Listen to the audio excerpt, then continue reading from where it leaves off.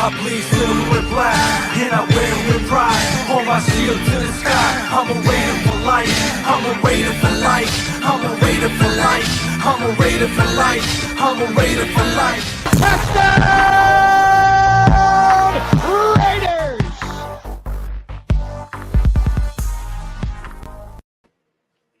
Oh, yeah, good early morning, Raider Nation. It's your boy, Mikey Raider, coming to you with a very early morning Raiders Roundtable Hangout.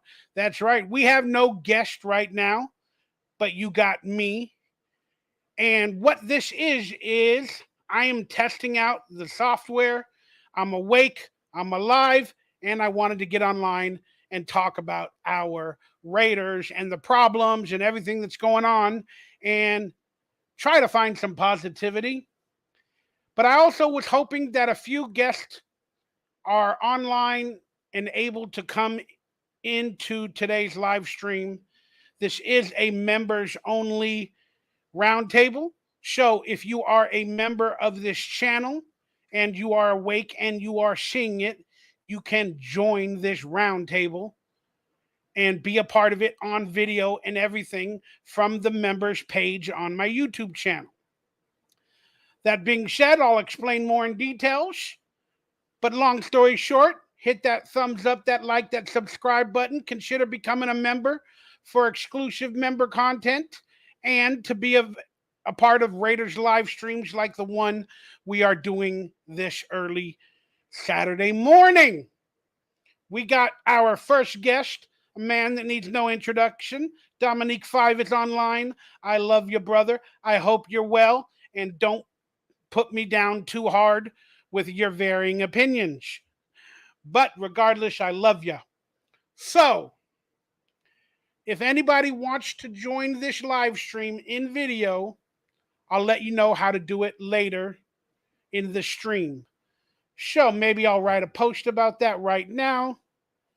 If you wanna join in video this hangout, become a member and click the community tab after you become a member and then join the live stream. Pretty simple. All right. All right, but I just wanted to wake up this early morning, Dominique. Apparently, you're the only person online. I wanted to wake up, look over some latest Raider news, hangouts. We got Miguel online. It says Miguel's online. What's up, Miguel? And I wanted to go over some headlines and just talk about them to cleanse my soul of all the ridiculousness that's been going on. And a lot of Raider Nation has been wanting me to, you need to be more positive, Mikey. You need to talk better about the Raiders. You need to believe the Kool-Aid that is being sold to us. You need to do all of this other stuff. No, I do not. I'm tired of believing the mainstream in the narrative. And I see all the lies and I just can't ignore them because they piss me off. I see all the lies and all the deceit and the way they're treating us, and it just really bothers me. And there's a few good video makers out there, and they try to be positive about the team, and they call people like me clickbait artists, or presenting the negative only, like that's all I can do. Well, let's be honest. If your life is at a negative point, health-wise, financially, spiritually, and then on top of that, your team is doing all the deceitful ways, it's kind of hard to be positive. So that's where I am. But I give it up to like Raiders Fan Radio, to Murph, and other people like that have their lives in control a little bit better than I do with all of their stuff, to where they're able to laugh about things and be more positive because they see a future. For my part, and just being honest with you guys, I don't see a big future in terms of work, making money. I don't even know if I'm going to have a studio apartment in 3 months to live in, whether I'm going to be homeless. So I can't afford to not take things seriously and not witness the deceit and the lies from our organization from top to bottom. Miguel said everybody's talking about Trey Tucker nowadays. I don't buy anything this regime is selling. Dominique is on the same facet as I am. But again, why can't we just quit? Why can't we just look away? Why can't we just disappear?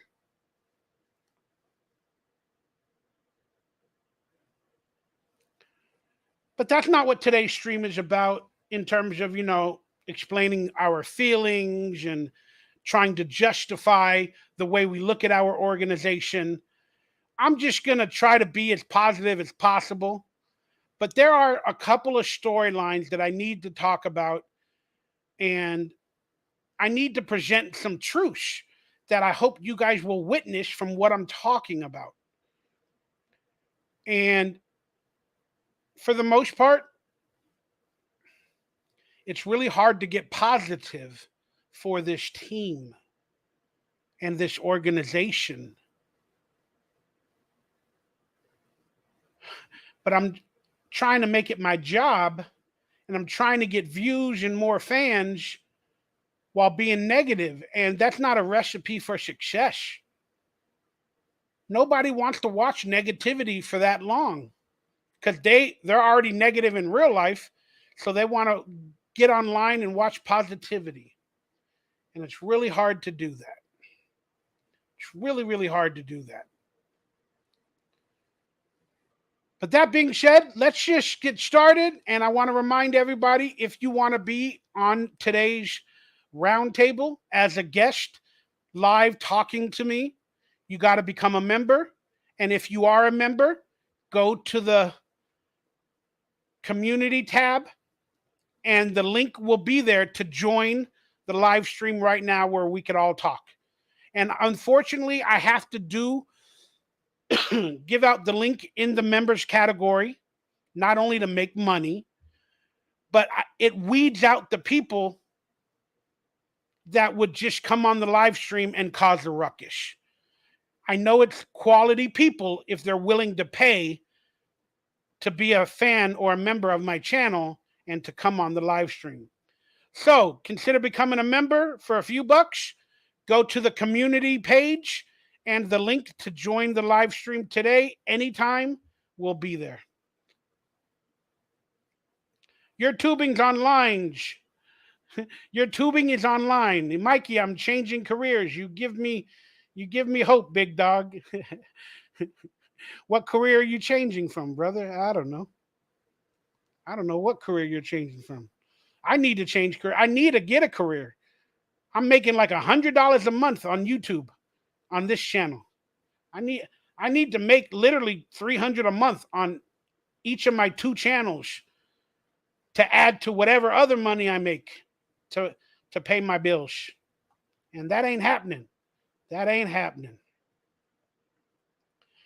But for the 7 viewers we got online, I want to thank you. Please be a part of the chat room. I appreciate you. And if you want to super chat some questions or donate, I'd appreciate it. Hit that like button. If you want to become a member, join today's live stream, please do so. All right, let's get started. Let's see if I can get this on stream. Because, I've been having a few issues trying to get my screen on screen. Let's see if that works. All right, we're now going to go over some stuff before we get into some headlines. And,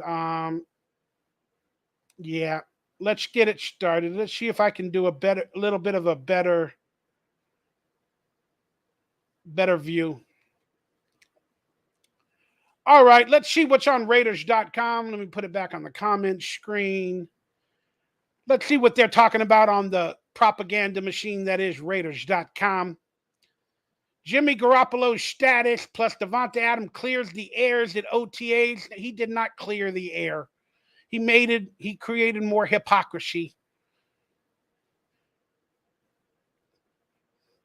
Coach McDaniels has no anxiety regarding Jimmy Garoppolo's status. Yeah, we're going to talk about that in a minute. That's a ridiculous statement and another lie from Coach McDaniels, and I'm going to prove it as fact. They had Raider legends at OTAs this week to hype up the crowd, which is great. I haven't watched all those videos just yet. Fred Biletnikoff, Brian Hoyer on choosing. look how it says Brian Hoyer on choosing the Raiders in free agency. He chose us. You get it? We were on his short list. Brian Hoyer chose us. Hey, let me think. I'm Brian Hoyer. Played for the Patriots and all these coaches for many years. Went to other teams, had no success. But now I'm a free agent. Got multiple teams that want my services. I can go to multiple teams. I can choose anyone. What team should I choose from? What team should I choose? Brian Hoyer on choosing the Raiders. I chose the Raiders. I did my research on the Eagles, on the Jets, on the Packers, on the Saints, on the Bengals. And I decided, you know what? I'm going to choose the Raiders. Not because it's got a former Patriot coach. Not because it's the system I know. Not because it's the only team that actually offered me anything and asked me to come along. But I'm going to choose the Raiders. Don't you love the media take and the spinning of the ridiculousness to try to put it in a positive light? Brian Hoyer on choosing the Raiders in free agency. It was the only opportunity I had any interest in. I'm not even going to read the whole thing. Let's just go over that quote real quick. It was the only opportunity I had any interest in. I had multiple opportunities. But it was the only one opportunity that I had interest in. No, it was the only one opportunity, so you had to have interest in it because it was the only one opportunity you had to have interest in. Duh. I'm sure you had interest from others, but you guys understand the ridiculousness of that statement.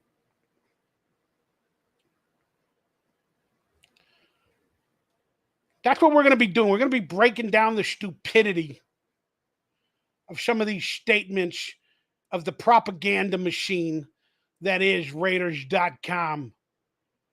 They're in damage control, y'all. They're in damage control. A lot of you guys don't want to think that, don't want to believe that, but they are.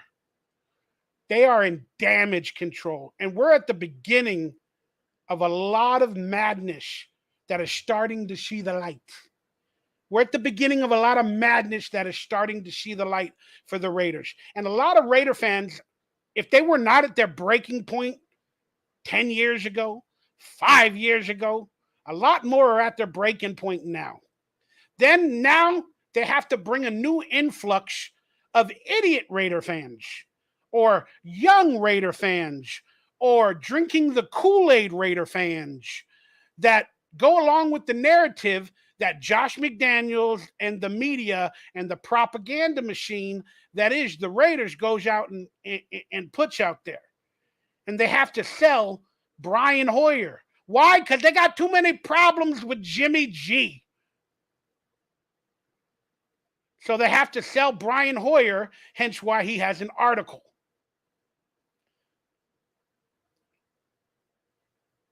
And Raiders had OTAs this week, and they ain't mentioning Josh Jacobs. Why is he not at OTAs? Because contractually, he hasn't signed the damn franchise tag agreement, and he won't do it. Didn't you guys say you guys were going to work on a contract really hard to give him a contract? Where is it? These are all the lies they tell us in off-season, at press conferences. Oh, we love Josh McDaniels, the best player on a team. We're working on a contract. Blah, blah, blah, blah, blah, blah, blah, blah, blah, blah, blah, blah. And then, Raider Nation, some of them, no, they're working on a contract. How much shall he get, Mikey Raider? I think he's going to get $12 million a year, a 4-year deal. Y'all are stupid. Y'all are stupid. Yes, it's fun to do that stuff and talk about it. It ain't happening. The writing is on the wall. Why can't some of you see it? I know you want to be fun and debate a contract that he deserves and how much money he'll get and how long. I get it. Those are fun. Those are fun type videos. But it's not the reality. The reality is watch everything that's happening. And he ain't going to get a contract. He will not get a contract. Even though the media says, oh, they're working on a deal. No, they're not. You got to look at who has the power in every situation. The Raiders have all the power. He's either going to play for the $10 million a year or he's not. Then if he doesn't sign the tag, he can't even play in the NFL this year. They have all the power.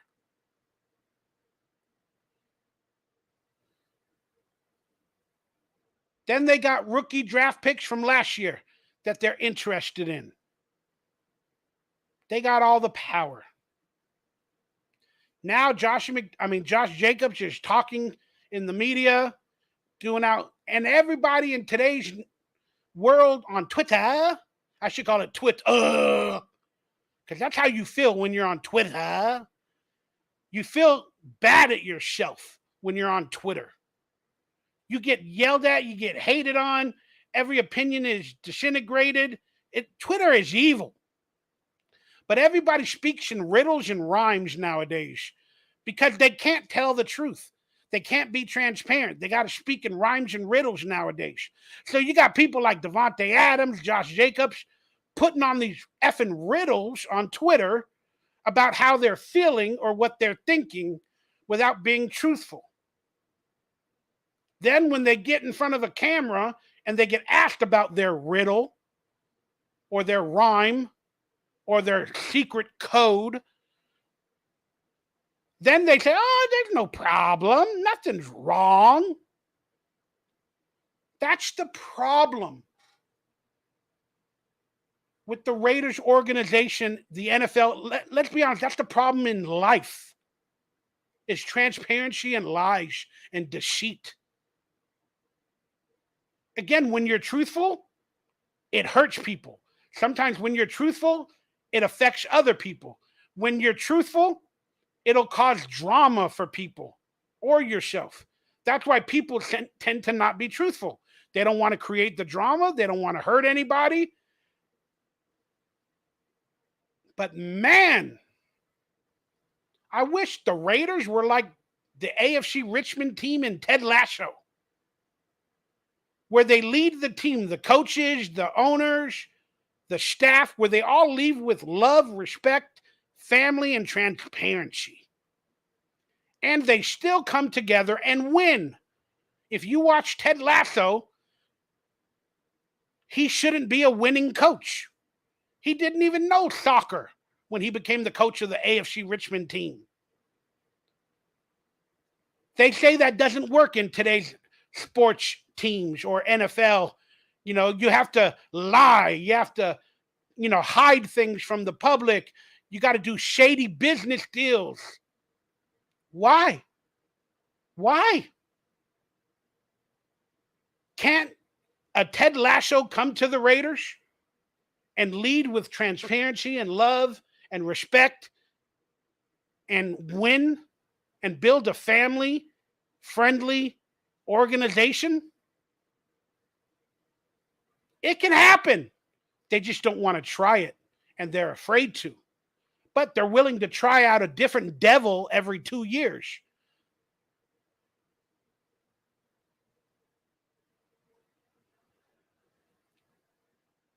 Freaks me out, guys. Freaks me out. Raiders to steam live coverage from the 2023 Content Day. It's Content Day for the Raiders. Oh, great. What did I miss? Raiders legends showed up because they get a free t-shirt. They get a free meal. They get a swag bag. They probably get $150 or $300 for the visit. Plus, they get time to get out of the house and do something to remember. It's an overall good thing. I wish reporters, they would have a press conference day to all the Raider legends, and they would ask each of the Raider legends that attend, what do you think of today's team? What do you think of today's business decisions for the Raiders compared to when you were playing? How do you think the team is doing? What do you think of Josh McDaniels? What do you think of Dave Ziegler? What do you think of Mark Dumbutt? I wish they had a press conference that would ask hard questions to the Raider legends, because I respect the legends more than the actual players that are playing today. The Raider legends understood the Raider legacy. The Raider legends have that mystique still within them. And they understand the true nature of the Raiders. For the most part, today's Raider team, staff, organization have no clue. We don't even know what we are anymore. We are a shell of a franchise. So why can't reporters ask these legends these type of questions? And they would lie. Why? Because they're in the Raiders building. They don't want to piss anybody off. They're getting a free swag bag.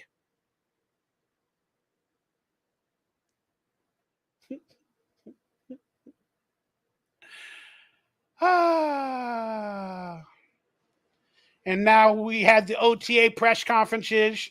We had all the players being propped up on stage. You know, we had Chandler Jones talk, AJ Cole, McDaniels, Devontae Adams, blah, blah, blah, so on and so forth.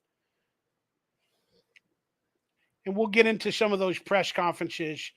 But, I mean, I enjoy watching the press conferences and trying to disseminate them. I mean, literally, every press conference is like a conspiracy theory that we have to investigate. It's like a crime scene that we have to investigate.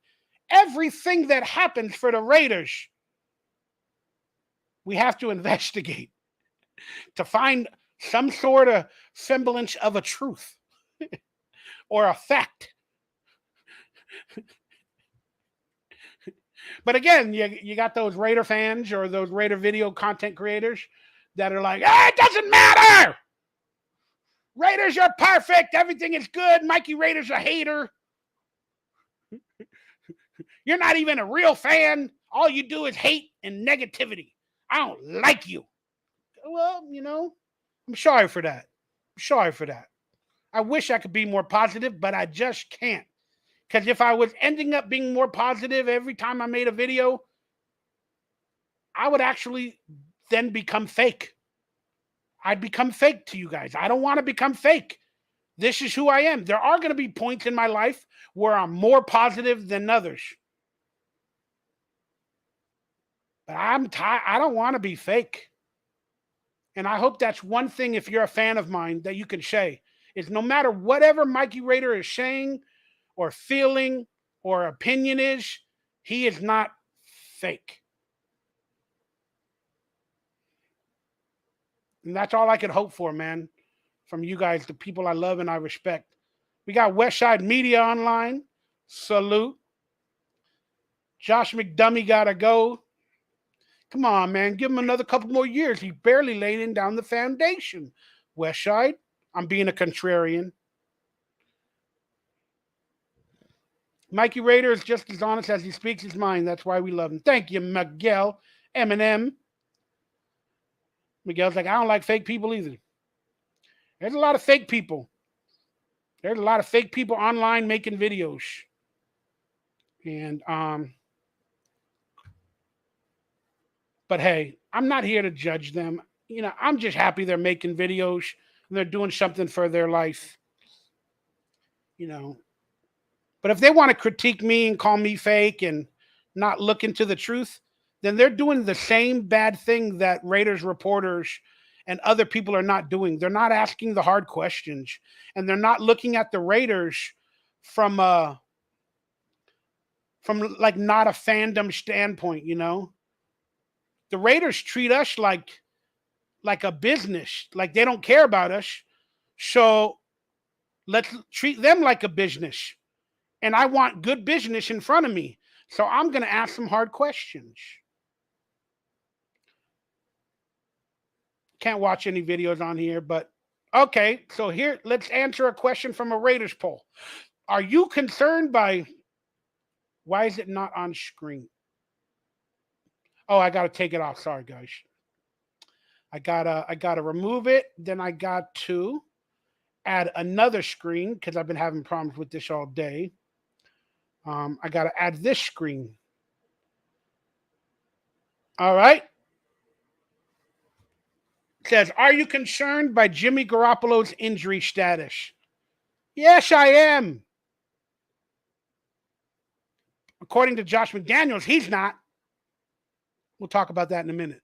But I am 1,000% concerned because he's only played one good year of his, 8-year career of not being injured in some form or fashion.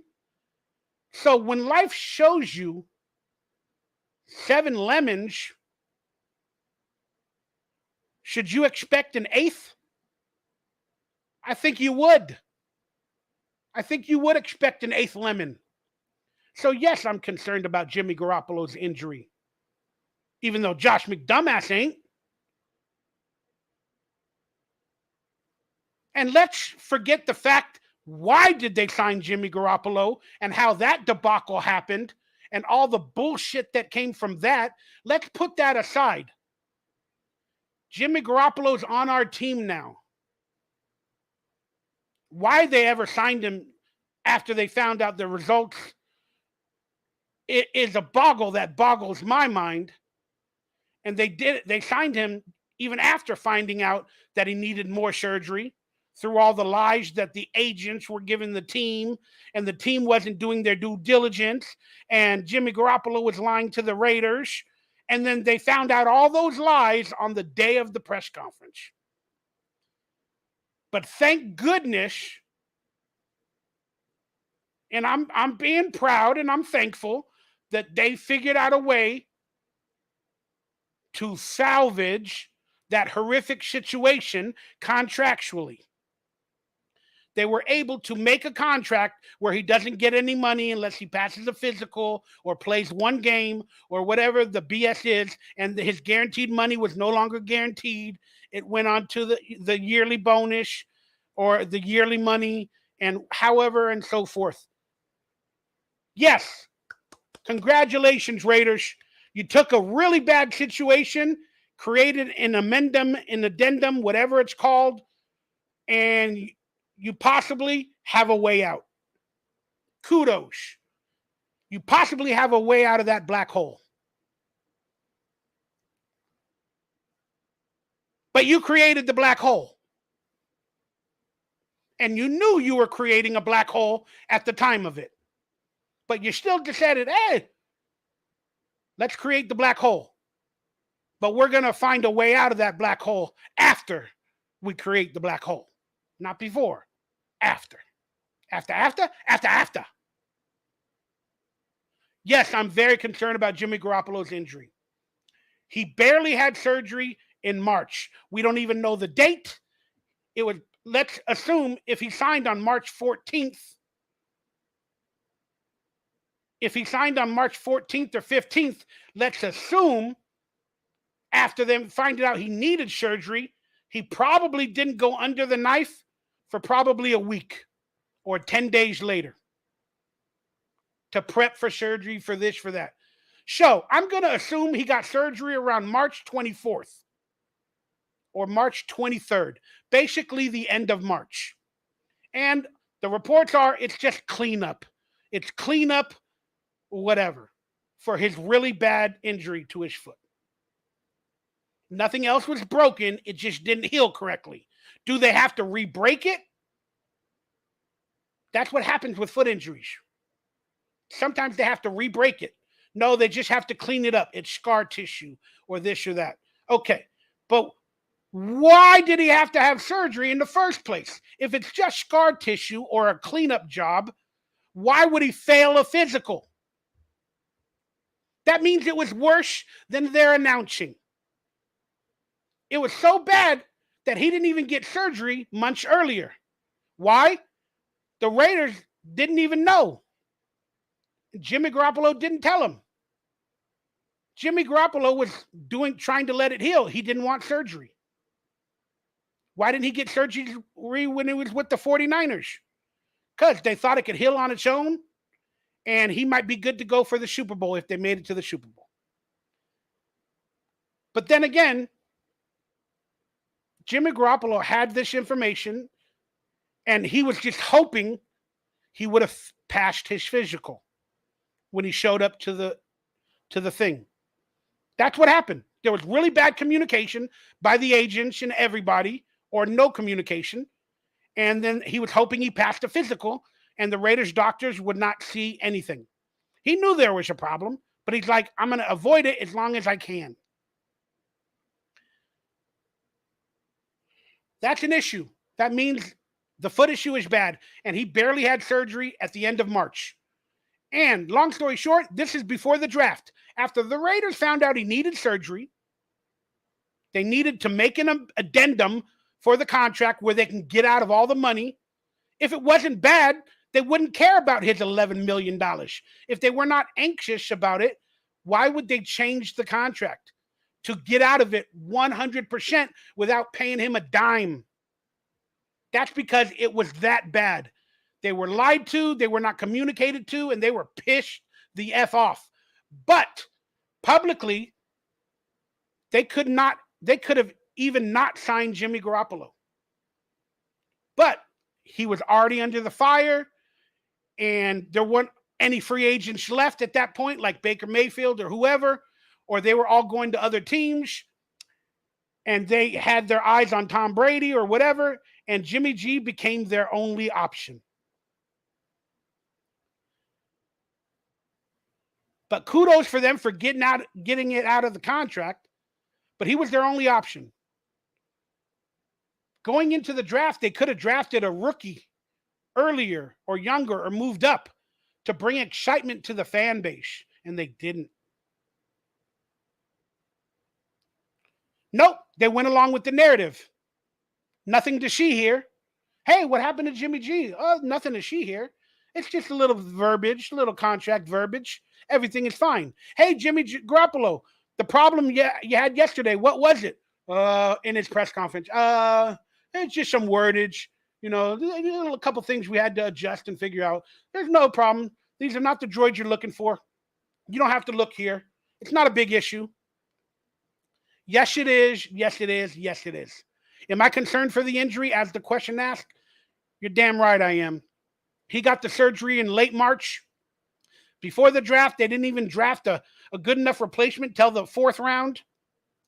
But after the injury came out and he signed, 4 days later, Brian Hoyer, get on the bus.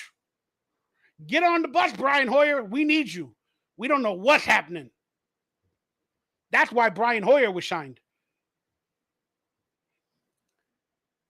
But they still had an opportunity to move up in the draft. I know they would have had to give up value, but they could have brought excitement post this controversy. But at the time of the draft, this controversy was not known because no reporters do their effing job. Nobody asked questions. Nobody looked at the contract until Mike Florio finally did. Mike Florio finally, in his conspiracy theorist brain, said, hey, What happened at that press conference? Let me look at Jimmy Garoppolo's contract. Let me actually see if there's any words in there to explain what happened and what did they change. Even the Raiders reporters or any of the ESPN people stayed away from all of this nonsense. So there is a concern there. But they're telling everybody in the media, in the press, oh, he'll be available for training camp. I'm not worried right now. I'm not anxious. As they're saying, as Josh McDaniels is saying, I have no anxiety over anything.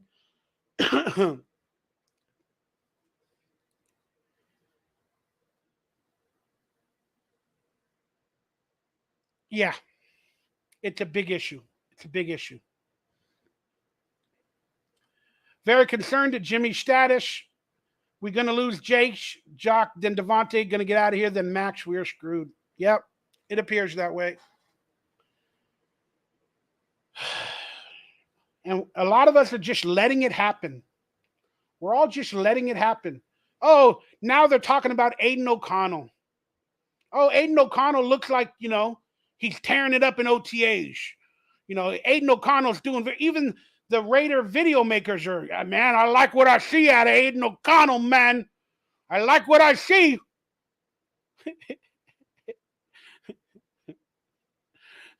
It's all hype. I'm not saying that he can't be that good. We're all hoping he's that good, but it's all bullshit hype to get us to stop talking about the truth of the bad decisions that the Raiders and McDaniels are doing and this Jimmy Garoppolo situation that should have never happened. Even if he is ready to go in training camp, he lost a lot of time with the team, and he's still going to be getting his footing for the first month of training camp. Then all of a sudden we're into games, and he hasn't really been hit. He hasn't tested his foot a lot, and he doesn't have his foot under him going into the first game of the season. And he's always injured. So we're going into the season with the number one quarterback that's injured or recovering from an injury and recovering from a surgery he had at the end of March. April, May, June, July, August, September. That's 6 months later for a major foot injury when he could have had surgery in December, give him more time. But they signed an injured player to lead the team. They let go of the best player at the moment for whatever reasons, and they signed a lesser quarterback and an injured one at that. So think about this, guys, real quick. Our leader on offense, if you want to call Jimmy Garoppolo that, and even though Max Crosby and other players are leaders on defense, our number one draft pick and Tyree Wilson are both injured and not on the field practicing even in OTAs. I know it's early, but they got major leg injuries. So our franchise is being gambled upon by two injured players.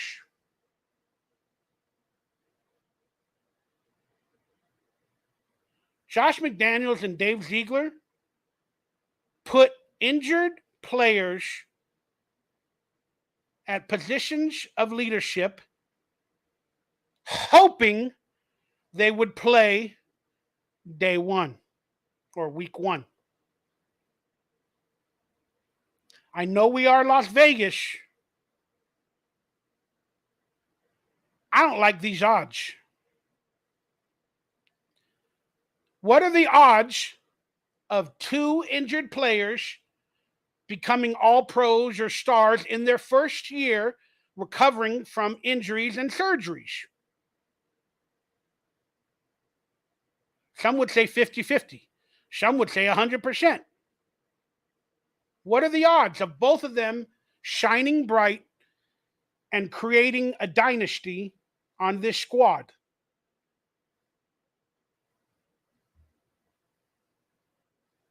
Two of them. And there's other players that are injured that are not in OTAs as well. So the odds get smaller with each individual.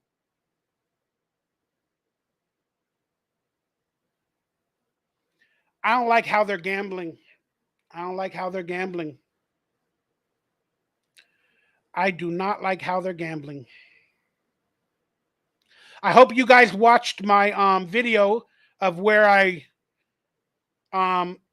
announced the Raiders' schedule, and I did win and loss predictions, and I did 2 scenarios. And here's the funny part. I did a scenario of positivity of how many games I think the Raiders will win. Then I did a scenario, a conspiracy scenario of truth, of what I think will really happen to the Raiders. And in that scenario, Jimmy Garoppolo got injured in week 2 or 3. And that was before the announcement that we found out he had surgery in late March and that he's going into the season injured with little training camp and little practice time. So I'm going to say that scenario, that's probably going to be the truest scenario of win-losses. And I think we won 5 games or 4 games in that scenario. I hope you guys go back and watch that video. It's kind of funny. It's kind of funny. All right. Let's get the new banner on screen. And let's just reveal some truth really quickly. Oh, yeah, we already talked about the Jimmy G issue. We exposed it. I should have had this on screen. We just talked about that a minute ago. Now, let's talk about this. What is Josh McDaniels' deal? People say, have faith, have faith, have faith. You know, all of these decisions are to make the team better. Are they? Are they? I mean, let's just quickly look back at the decisions he's made from a standpoint to make this team better. And I'm doing this off of the top of my dome. Josh McDaniels becomes the head coach of the Raiders instead of Rich Bisaccia. That's not Josh McDaniels' fault. That's Mark Davis's fault. But he comes to the team. He gets hired in late February. And then he immediately goes to work and brings Dave Ziegler, another Patriot Way player. And he says in the media he has a plan. Mark Davis and them have the press conference. It's not a rebuild. It's a re-up. Not a rebuild. We went to the playoffs last year. Josh McDaniels is excited. He's going to bring in his guys. He's going to install his system. And I believe in Derek Carr. Did he really? No. But he had to use Derek Carr as leverage to get Davante Adams. We all know the story.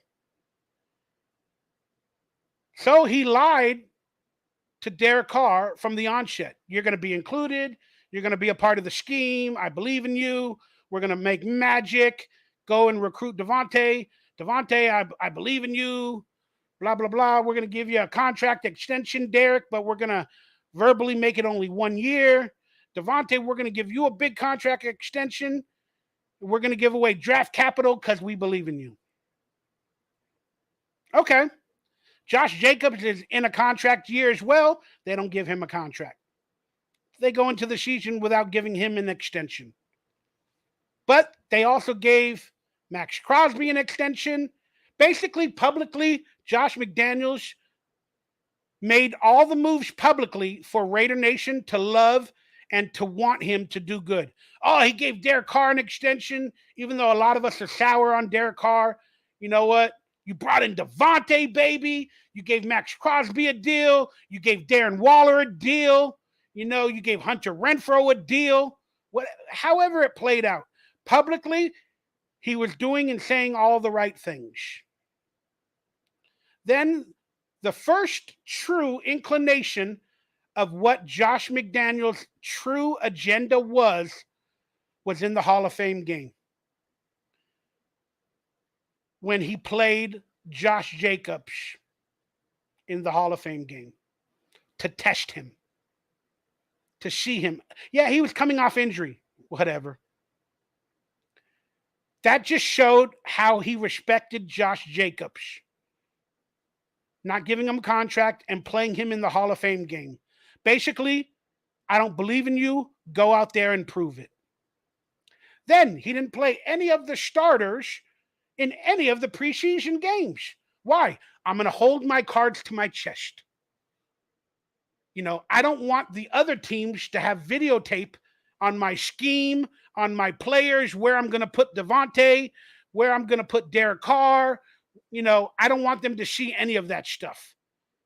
So I don't want any of my starters out there to get experience under my brand new system for them, because I don't want to reveal my cards. It's a strategy. All right, it's a strategy that bits you in your ass. Okay? You might have known what Derek Carr had within your game plan if you played him in a couple of those preseason games. The problems could have been fixed before week 1. But no, you decided to start him in week 1. Then all the problems started to happen in week 3 or 4. And then you guys were not copacetic.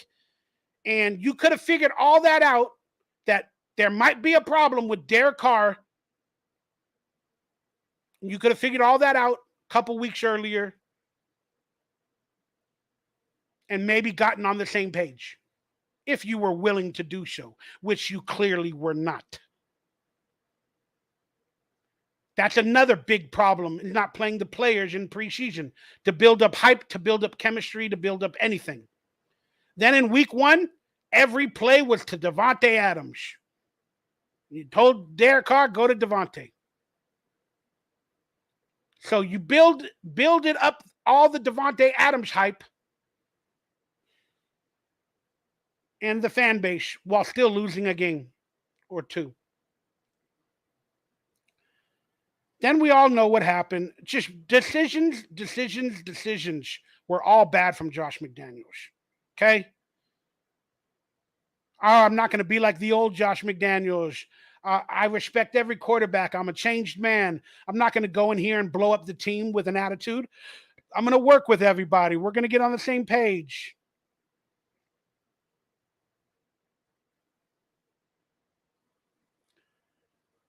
What's Josh McDaniels' deal? Why can he not work and adapt? Well, he's bringing in the Patriot way, and it has to be done that way.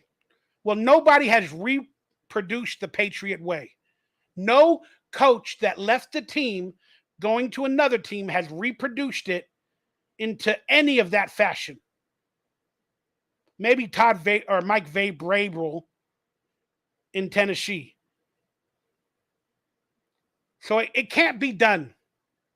It's a diamond in the rough to have a Tom Brady, a Bill Belichick, et cetera, so on and so forth. But the first thing you should do if you're coming to a team as a head coach, knowing the legacy, knowing the public view of the Raiders, is try to find a place for the Patriot way or your Josh McDaniel way within the Raiders. Adapt, co-create, create a new Raider way, albeit in disguise. Maybe it is the Patriot way, but it's disguised as the new Raider way publicly. You couldn't even do that. You brought in everybody from the Patriots. You started coaching like you did with the Patriots. And everything became public. You started doing all the same decisions, not respecting players, not doing this, quantity over quality. And it's my way or the highway.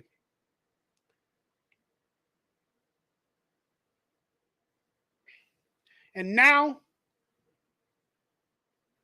and again, with all these problems that we're all witnessing and seeing with our head coach that we all want to believe in,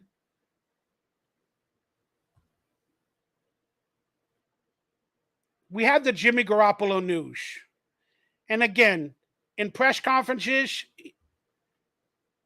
he doesn't own up to his failures. He doesn't admit them. He's not transparent. And he doesn't speak the truth. It's all brainwashed, propaganda, lies, deceit. And he tries to make people believe that he is not full of BS. The merry-go-round play that the Kansas City Chiefs did on our home field, when he was asked, they asked, was that disrespectful? He said no. Okay, now this is the latest one. The Jimmy Garoppolo news came out about all the deceit, the lies, and then Josh McDaniels had to do press coverage, and he had to do damage control. Just like Davante Adams did the other day, Josh McDaniels was now forced to do damage control about Jimmy Garoppolo, now that the news made the live stream. Josh McDaniels had a press conference a week or two ago. He didn't mention anything about why Jimmy Garoppolo was not at the first week of OTAs. He didn't bring up any concern. He didn't bring up that he had surgery, this or that, until the second week, where Mike Florio found out the truth. Now, McDaniels had to be asked about it. And when he was asked about it, his response was, I have no anxiety about Jimmy Garoppolo not being the quarterback for the Raiders week 1 or coming back before or at the beginning of training camp. He goes, I have no anxiety over it. All right, let's disseminate that freaking lie. I'm not worried. Why are you worried? Why are you even asking questions? I'm not worried. Are you worried? I'm not worried. I'm not worried. Why are you worried? I'm not worried. Do you get it? Do you get it? Yes, he's worried. But he doesn't want to say that publicly because then it'll make other people worry. Then it'll be admitting failures. And he's like, it's too early. We got 90 days.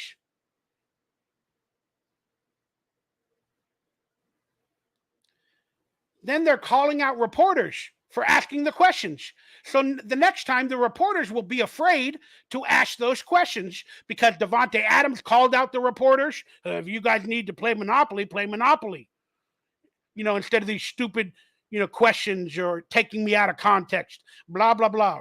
Hypocritical Davante.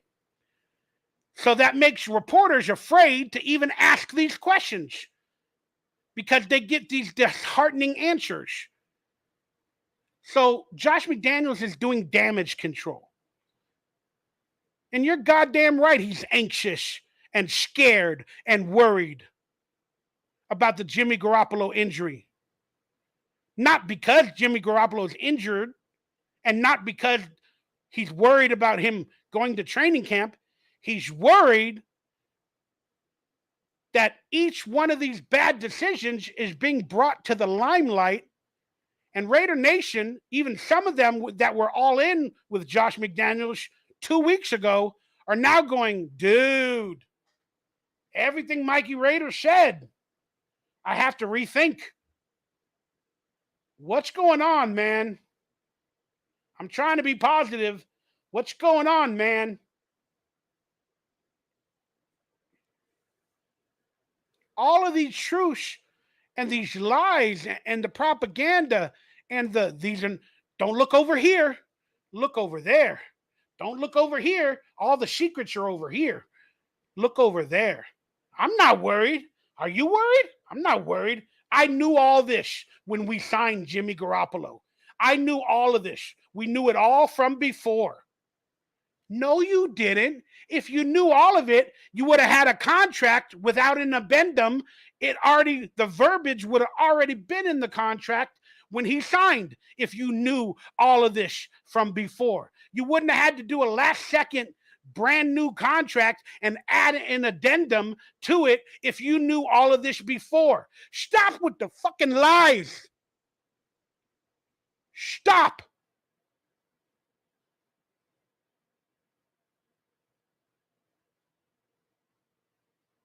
I'm not worried. I'm not worried. Why are you worried? I'm not worried. You're damn right you have anxiety and you're worried. No matter how much of a brave face you put, you're freaking worried.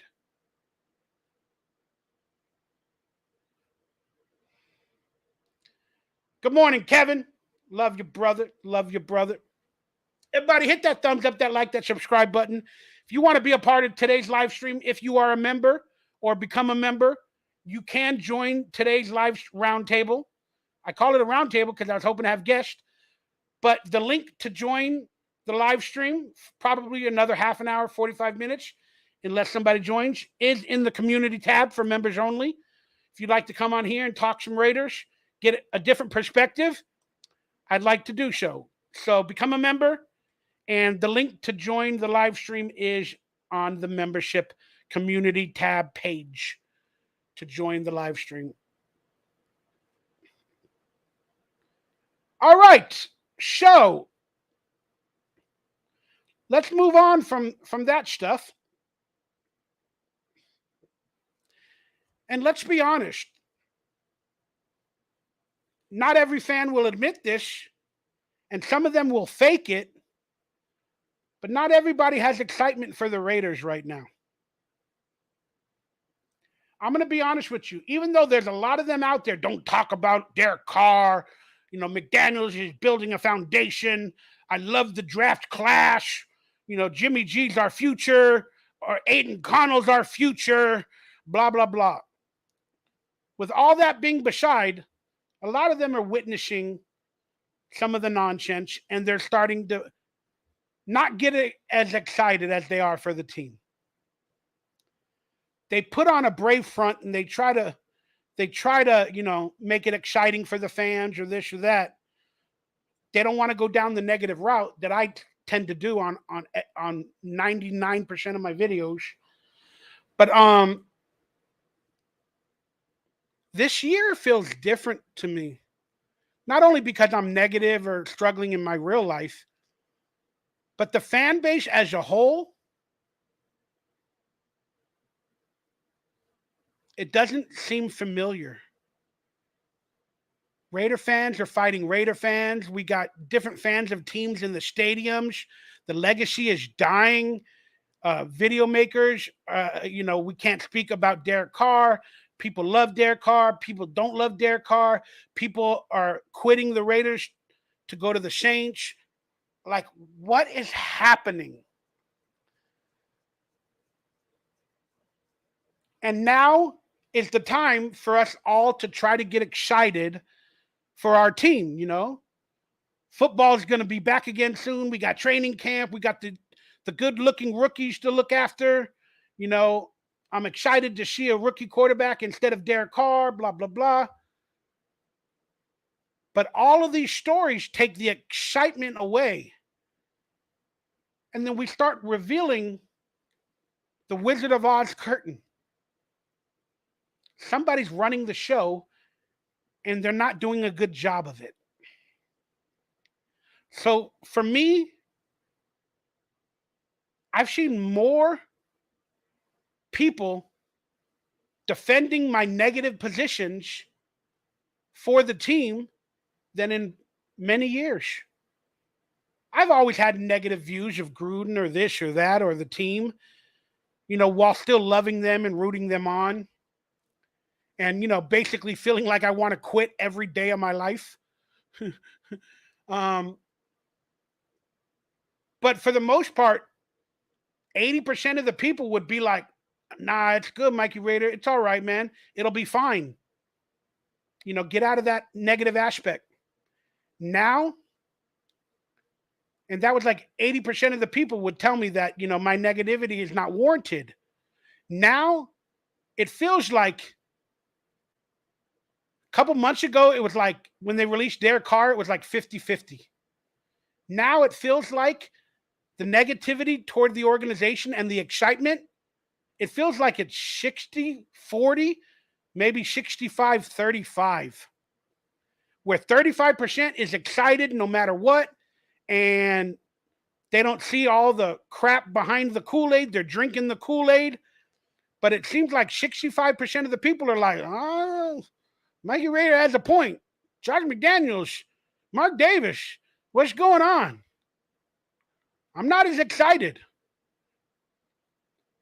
And that's one of the biggest faux pas. Again, if you're going to become a head coach of this team, what's your number one job? To win games, of course.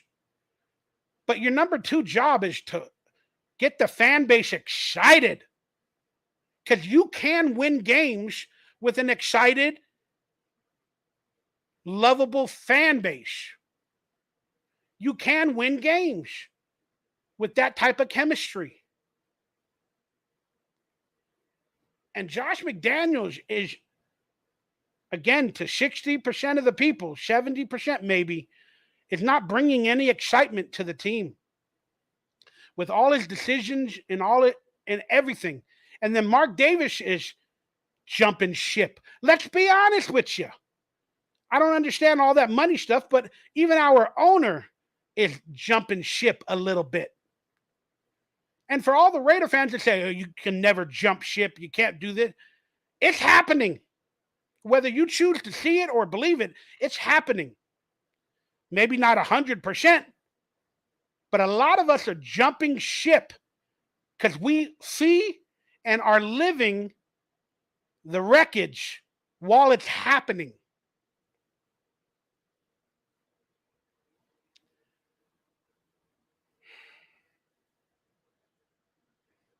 We no longer have a shield.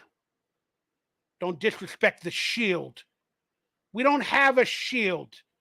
All of these weapons, all of our enemies, all these decisions are wounding the Raiders. There is no shield anymore to protect. We don't have a shield. So for everybody that tells me to shut the F up, don't disrespect the shield, we don't have a shield. And as you can see in the picture behind me, we don't have a shield. We've lost it. It is gone. And some of us are trying to find it, and they can't seem to find it. And some of us are selling off our doubloons and our treasure that's on our pirate ship for money, for the future, because they are concerned. Mark Davis is silently jumping ship.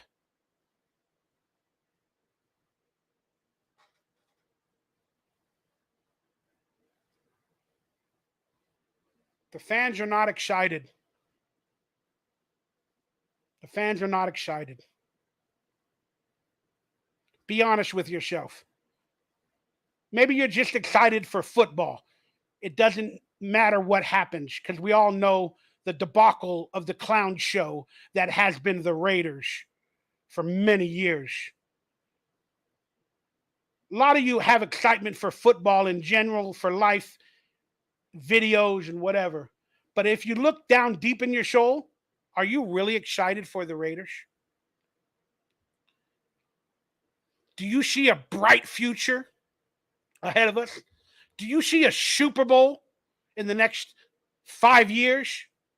Do you see the playoffs in the next 5 years? Do you see a winning record in the next 2 years with our current roster? Do you see that? I don't. I don't. After the Rich Bisaccia playoff run with Derek Carr, I had that feeling. Even when they brought in Josh McDaniels, I was like, we're going to build upon that team. I had that feeling. Now, 1 year later, all of those feelings are gone.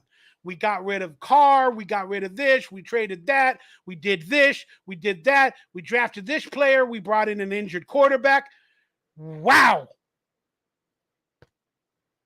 Do you guys see what's happening? Do you see a winning future for the Raiders? Even in ticket sales in Las Vegas, fandom, winning games. Do you see a bright future? I don't. And that's the problem with McDaniels and this new regime and Mark Davis not bringing any goodness and excitement to our fan base and our team. Raiders are being dismantled and destroyed in front of our very eyes. And for you guys that are excited and want to believe in it and are happy for it, you do you. You do you. Raiders are dying. I'm watching them die, and I'm dying alongside them. Of course, we'll be reborn. There is a brighter future ahead, but in the short term, I do not see it. It is not in front of our eyes, and there's nothing positive to really build upon right now to lead this team forward. A lot of people don't have faith in the coach. People don't have faith in the GM. Our owner is not making the right decisions. Our quarterback might not even be on the field. But we got a first round, top-rated defensive edge rusher coming off injury. We got a disgruntled Devontae Adams coming back to the Raiders.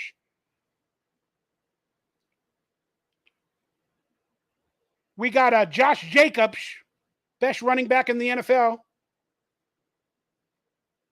Might not even play. I don't know what type of future you guys see, but I don't see a good one. Let me take some comments before we get on out of here. What's up, Hey Angel? Good morning, man. Much love. You zip it. Do you have the shield? You just wanted to put everyone down? That's what you want to do? Huh? Okay, Paul. What up, Pistol09? He is now a proud member of the channel. Thank you very much, Pistol. Only thing we get excited about is when Mikey Raider is online making a video. Well, I appreciate you, Miguel. What's up, Jesse? Mikey, you lost that love and feeling. Yeah, I did, man. I've lost everything in my life. Lost my house, my father, my health, my money, whatever money I had. I've lost everything, man. And I don't see a future, man. It's tough. It's tough. Tough to be alive. But I'm proud to be alive. And I want to be alive. Waiters all day, baby, said Jesse Cardenas. Represent that love and respect. Professor Frink said, look at the Raiders. Look at the, I love your avatar, man. Look at the bright side. The Raiders are supposed to beat the Chiefs next game if you go by history repeating itself. The last 18 games were loss, win. The last time we played the Chiefs, we didn't beat them. So how do you have a loss at the end? I mean, a W at the end. But I'll go along with your math. And yeah, we ain't beating the Chiefs next year. Mark it down, put it on paper, write it down. We ain't beating the Chiefs. We ain't beating the Chiefs next year. Especially with the roster we're building.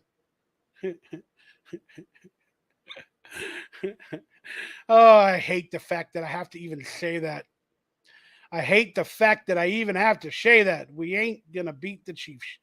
We don't even have a shot. At least with Derek Carr, even though he blew the pooch many times, we at least felt we had a shot with him and Gruden. You know? Oh, it's pretty sad. Those are the last 18 games between the Chiefs and Raiders since 2014. Okay.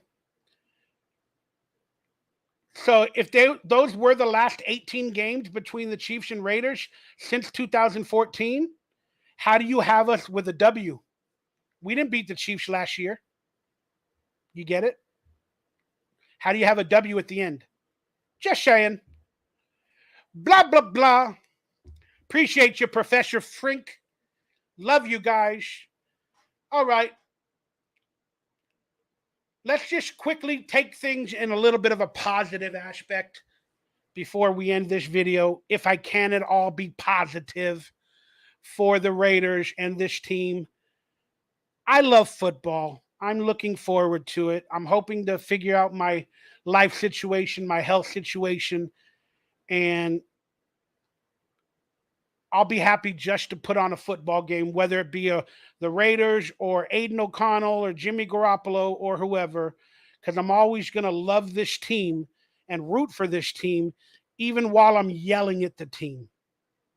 I am a negative ass MFer, but I am a prideful lover of all things Raiders. Not the organization, not the fan base nowadays, not the team, not the coaches. I just love and I want to love something. And so the Raiders, I've made it my love.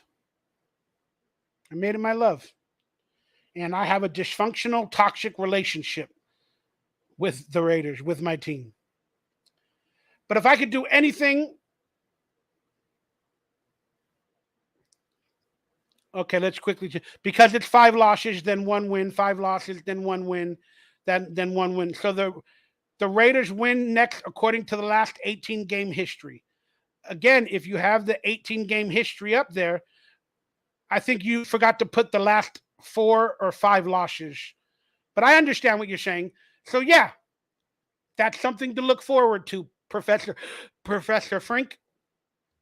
But it ain't going to happen.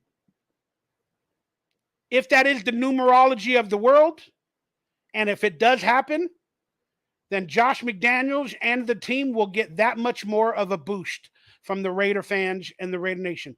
Again, are the games going to be rigged this year for the Raiders to maybe even go to the Super Bowl somehow?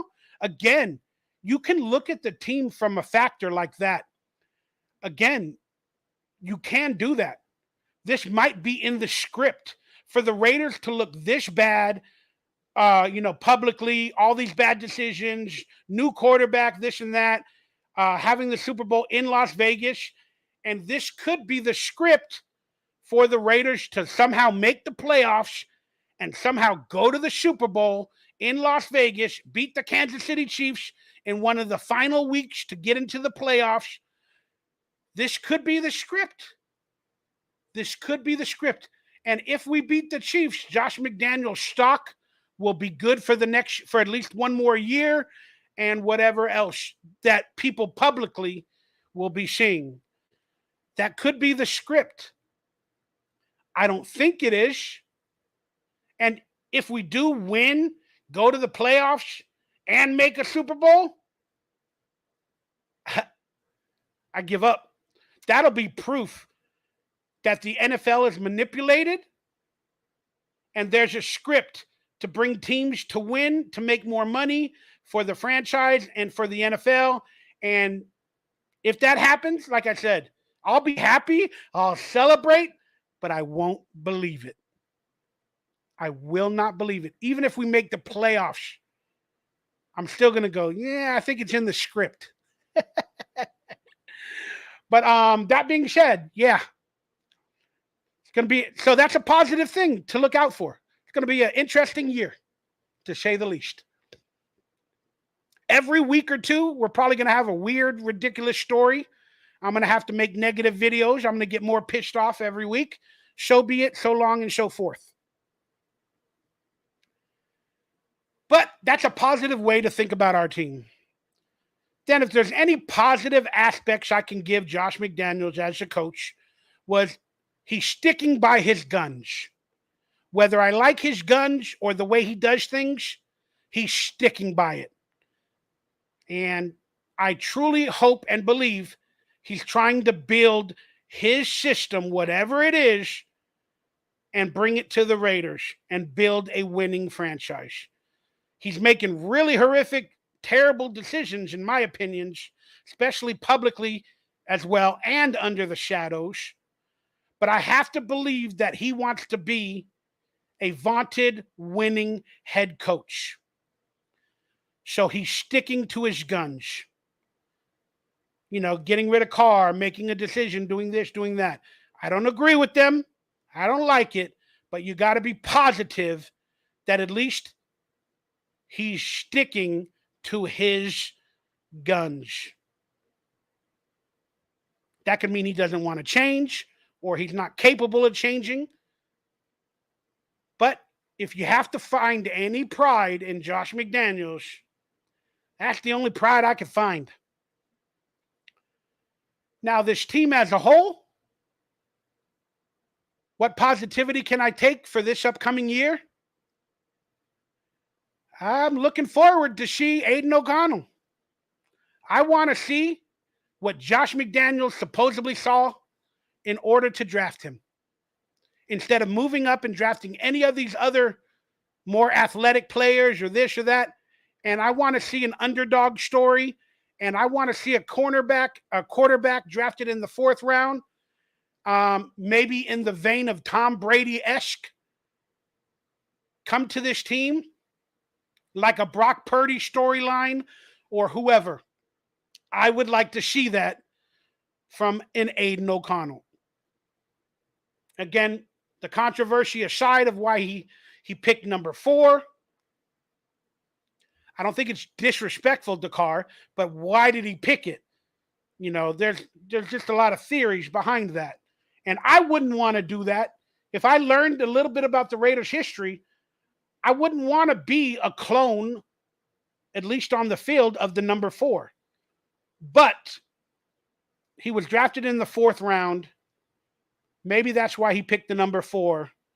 But he got to know he's going to be compared to Derek Carr all year. he got to know that. So, but all be that aside, I'm looking forward to it. Again, if we are going to move on from Carr, which we did, I like the possibility and the excitement of seeing a young quarterback maybe build a team around their shoulders, a young drafted quarterback, and to build a winning franchise around that young, talented, amazing quarterback. Will that be Aiden OConnell? I don't know. But we would have had a better view if it was in Anthony Richardson or any of those other early drafted quarterbacks. We might have had a lot more excitement for that. And for the Raiders publicity department and the Raiders media and press and reporters and video makers to have to sell Aiden OConnell during OTAs to the public,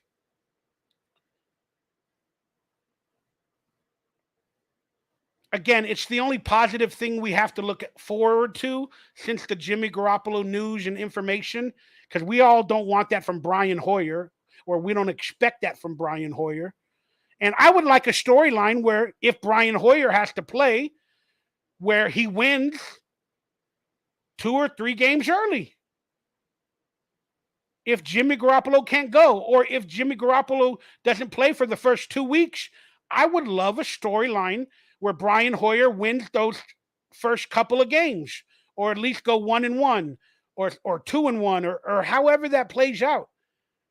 That would be really nice for Brian Hoyer to prove himself again with a new franchise in a starting role. I would like that storyline. I don't want it to happen. I don't think it'll happen. And I don't expect it to happen. But that's something that I would be positive about. But again, looking forward, do we have a quarterback? If Brian Hoyer is our quarterback? No, we do not. If Brian Hoyer is our quarterback, do we have a quarterback? No. We got a backup quarterback. He can maybe win a few games. And then if Aiden OConnell actually tears it up in training camp and the media keeps reporting on him, in the public's eye, we're going to see him in the preseason games under Josh McDaniels' system. Then if everything we heard publicly about Aiden OConnell if it brings itself into those preseason games where he's progressing every game, I'm not saying that he'll start week one like Derek Carr won the starting job versus Seattle in that preseason game in 2014. But if we can see progression in the preseason and we're still worried about Jimmy Garoppolo, I wouldn't mind a scenario where if he looked good in the preseason and there's still concerns about Jimmy Garoppolo getting on the field or whatever, I would appreciate, instead of them throwing Brian Hoyer in week one, I would appreciate just throwing Aiden OConnell into the fire like you did with Josh Jacobs last year to test him. Just do it. Throw him out there. I don't care if he's a 4th round pick. Normally, the first rounders are the only ones sometimes that get thrown into the fire. But do it. You got nothing to lose. If he's that good, as you guys say, in OTAs, and he looks that good in preseason, and he has an understanding of your system, doesn't mean he won all the preseason games. It just means he has an understanding, and he's playing good within your system, Josh McDaniels, and he's doing the things that you didn't get from Derek Carr. Throw him in there day one. What do you got to lose? You got possibly $25 million to save from Jimmy Garoppolo. You possibly got a rookie quarterback that'll take the media and the news by storm from a 4th round pick. And then you add excitement to the fan base that maybe we did find a replacement for Derek Carr in the draft. So I would like a storyline like that. I really, really would. And that is the storyline. What did you say, brother? Sorry, Mackie, I got to read this. Chase Garbers, book it. I love it. Hey, Mikey, Raiders versus Saints, revenge number 4 against number 4 versus Carr versus Aiden. That's right. They play each other. One positive thing you may not know is that Aiden OConnell is a dedicated Christian in his personal life. Is she as well? Yeah, I did not know that. So maybe he did pick the number 4 out of respect. But back to the storyline of Aiden OConnell. When the Raiders found out that Jimmy G failed his physical and they had an option to, add an addendum to his contract, then they had the option of moving up in the draft to basically find a quarterback and throw him into the fire this year. But Jimmy G, they made an addendum on the contract so he can be a bridge quarterback for whatever reason. They brought in Brian Hoyer to be a bridge quarterback to teach Aiden or whoever else rookies they might get next year. And that's their plan. The Raiders and Ziegler and Josh McDaniels are acting like they got 5 years. Fully guaranteed. Albeit I wish they would have done all these decisions before year 1, where we could have got a rookie quarterback last year and so on and so forth. And we would have been that much further ahead in our development. But again, Josh McDaniels, lied and deceitful, and he doesn't know what to do. He has no game plan. I have no real plan. I go week to week. But yeah, I want a scenario where they throw a rookie quarterback into the fire. I want Jimmy G to play. Of course I do. He's the best option. So, of course, I want him to play. But I'll be honest with you. Since they got rid of Derek Carr, my dreams were not for a free agent quarterback to come in and play. My dreams were that they would move up in the draft with their capital and draft a rookie quarterback in the 1st or 2nd round. And there might be some semblance where they're going to go all in. And they're going to throw that quarterback into the fire and see what they got. Then if it doesn't work out, whatever, you play Brian Hoyer or you play in whatever our backup quarterback is. Then we go into the draft and we tank and we get a better rookie quarterback next year. We keep trying with rookie quarterbacks until we get maybe the next Patrick Mahomes or this or that. But you can't do that in a Josh McDaniels system. It's hard to learn. It's very complicated. And you need a quarterback that's been in that system like a Tom Brady for many years before you can really, really own it and understand it and put out a winning product constantly. And maybe they see that in Aiden OConnell. But if they do, from my perspective, I want Aiden OConnell to be thrown into the fire. I want to see this young man's moxie. Maybe he could be that star-studded story of the draft for the Raiders. And then if that happens, we got excitement for the future. Let me know what you guys think, man. So those are the only things I can be positive about our team. So pick a player, have faith in them, and let's just move on. So if I have to pick a player that I'm going to have faith in moving forward, and I'm going to bring positivity toward that player and hope for the best on offense at the quarterback position, I'm going to hope the storyline of Aiden OConnell continues. I'm going to hope by some blessing that he's the real deal, that somehow made it to the 4th round and was drafted by our team, and Josh McDaniels caught lightning in a jar. I'm not positive for Jimmy. We all know what Jimmy G is. We all know what he is. So there's nothing new that will excite me. You know. So it has to be Aiden OConnell. And the media knows it. That's why he's getting all the storylines. So, Raider Nation, I'm choosing Aiden OConnell to get excited about. Can't be excited about Devontae. Devontae is what he is, the greatest of all time. Wide receiver behind Jerry Rice, Tim Brown. That being said, I know what Max Crosby is. I'm not going to get behind Tyree Wilson. I don't think he's the answer. On defense, do I think that what's that receiver, Trey Turner? Is he the answer? Can he be the next Tyreek Hill? I hope so. I hope so. But again, that would continue the storyline of Aiden OConnell.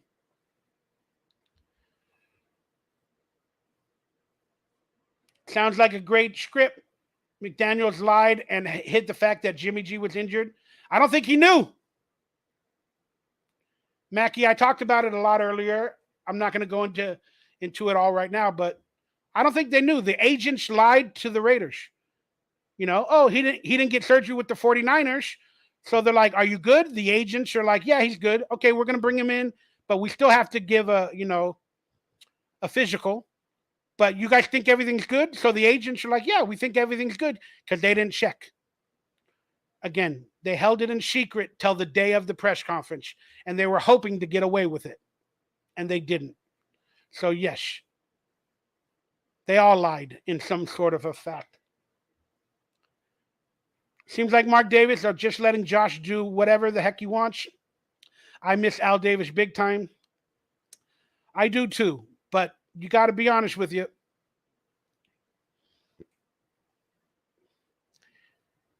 You got to have a nose for people. Al Davis had a nose for people, at least until his later years when he couldn't see all the obstacles or all the drama or all the bullshit from people. Mark Davis doesn't have any of that. Mark Davis picks the most popular coach or whatever and throws money at them, and it's just not working. From your lips to God's ears, Mikey. What's up, Dion? Trey Tucker. Yeah, that's what I was talking about. Trey Tucker. Brady playing for the Raiders would be the script Super Bowl in Vegas. It will happen if Jimmy can't go. NFL would eat this up. Yeah, I mean, if you want to look into that theory, we can. Again, whatever's being said in the media, he can't play. He's an owner of the team, and owner can't play unless voted on by all 32 owners. And I don't think all 32 would approve Tom Brady of playing if he's a part owner, but he's not even a part owner right now. They still have to vote on that in the next month or two of him being the official part owner of the Raiders, buying stock in it. So he's not official. So if he wanted to play for the Raiders, he could delay becoming the owner for a year and play for the Raiders. But he just spoke, "Oh, I ain't going to play. I ain't going to play." But as time gets closer to training camp, more information about the Jimmy Garoppolo, the this, the that, the Aiden OConnell, whatever the Raiders' options are, if the Raiders look like a good team, the NFL could bring Brady in as a quarterback. Or let's say in a scenario, Jimmy Garoppolo plays and gets injured in week 12, 13, week 15. And the Raiders are in the playoffs at a wild card position or whatever. That would go back to the script that I said earlier, where Tom Brady might come out of the booth and be the quarterback for the team because he wouldn't have to play the whole season. And they'd pretty much already be in the playoffs, and he could possibly go to another Super Bowl in Vegas as a owner and as a player. Again, I don't know all the legal ramifications of if he's an owner officially, and do the NFL owners have to vote him and allow him to be a player. I got to do a little bit more research on that. I don't think you can do both without the permission of all the owners. And how hard would it be if he's an official owner of the Raiders? And then how hard would it be to have a meeting in week 15 and have all 32 teams approve Tom Brady to be a player and a part owner? There's also things where I heard you need 24 out of the 32. So I don't know. Is it a possibility? It could happen. Stranger things have been done in the NFL. And that would be a very, very intense NFL script for the Raiders if it happened. If I have to give that of Tom Brady playing for the Raiders at any point next year or this year, if I have to give that a percentage, I'm going to give it 20%. It would normally be 10%, 5%. But you know what? It's Tom Brady in the NFL. So I'm going to give that 20%.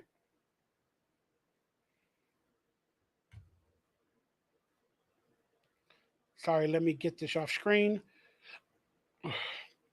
To be fair, Mcdaniels had several offers from teams for head coach.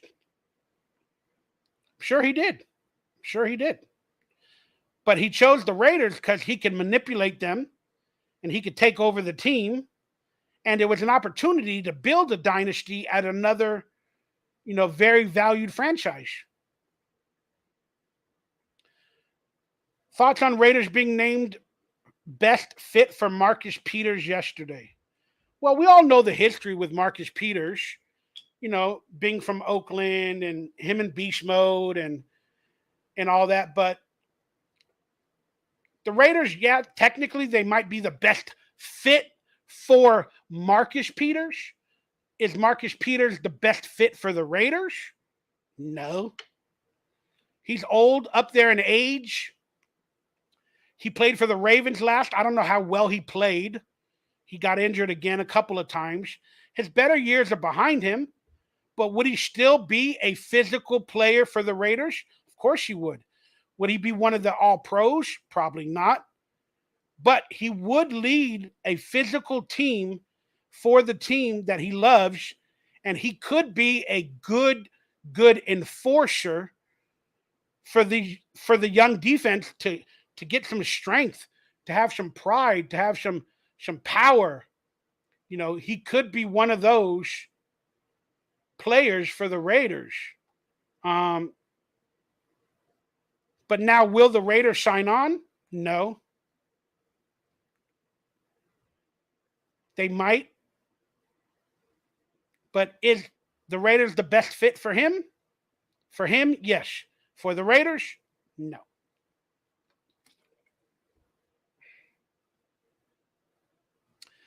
Julian, there you go. What's up, Julian? Why would the AFC West owners approve Tom Brady? There you go. That puts a wrinkle in any of those thoughts. You're right. Why would they allow Tom Brady to be a player for the Raiders? I'll be honest with you. They probably don't care. We all saw what Tom Brady had last year. It's done. It's over with. People hanging on to the belief that Tom Brady is still the guy. No. Yes. Can he win games for the Raiders? Yes. Can he win more games than probably Jimmy G if he played an entire season? Maybe. Yes. But if Tom Brady had to stay out all year and then all of a sudden go to the playoffs and be a player, yeah, he can win some games.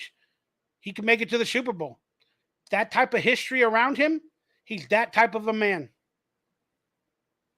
But for a full season, Tom Brady doesn't have it.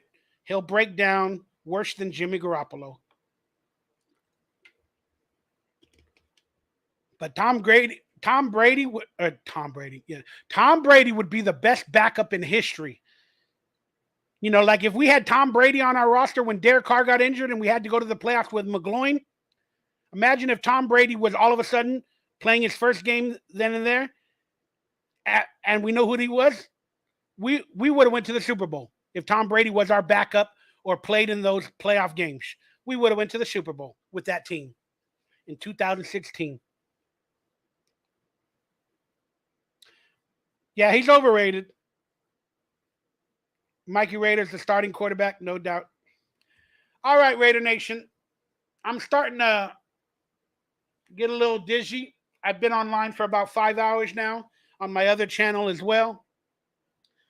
I just wanted to come on here and rant for a little bit and go live and respect you guys.